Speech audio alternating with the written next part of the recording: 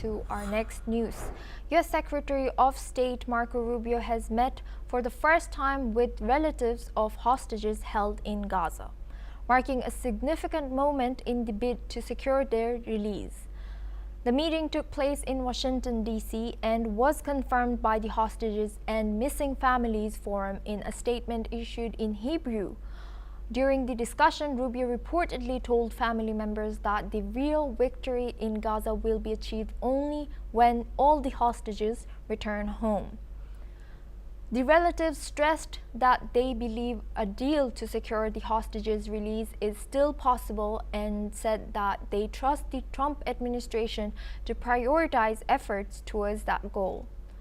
The meeting comes amid ongoing negotiations and mounting international pressure for a ceasefire and a prisoner exchange agreement in the conflict between Israel and Hamas.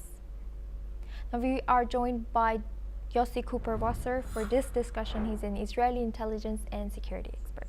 Yossi, thank you for staying with us. How significant is Secretary Rubio's public statement that real victory is bringing all the hostages home? And are we seeing some kind of shift, or is there political or military calculus that will take place in upcoming maybe week or so?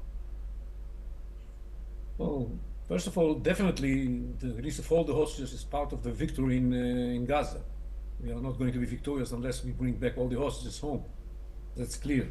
But is it the only component of the victory? This is not the case. In order to be victorious in Gaza, we also have to make sure that we defeat Hamas, that Hamas doesn't have the capability to rule over Gaza, and it is disarmed so that Gaza will not serve in the future as a basis from which such attacks like the 7th of October can be launched against Israel.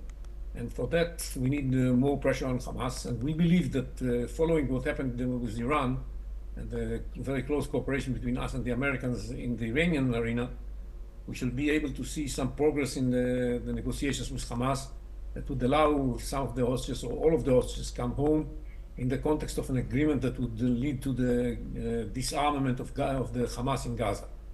There's a new effort to bring this to make it materialized, and I hope that's going to bear fruit. The Egyptians are working on a new idea. The Americans are working on something. The American envoy for that purpose, Mr. Witkoff, said that he expects something new in the next week.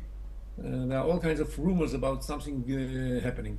I think behind it stands the fact that after Iran was defeated, Hamas feels even weaker than it used to feel before. It doesn't have the Iranian backing anymore, or it cannot rely on the Iranian backing, and it is totally isolated. And so we have to believe that this isolation will make it more flexible and more ready to accept the new ideas that are being presented now. Yossi will stay with us now. We move on to our next news. Qatar says efforts are underway to capitalize on the recent ceasefire between Israel and Iran, with hopes of translating that momentum into a truce and hostage release deal in Gaza.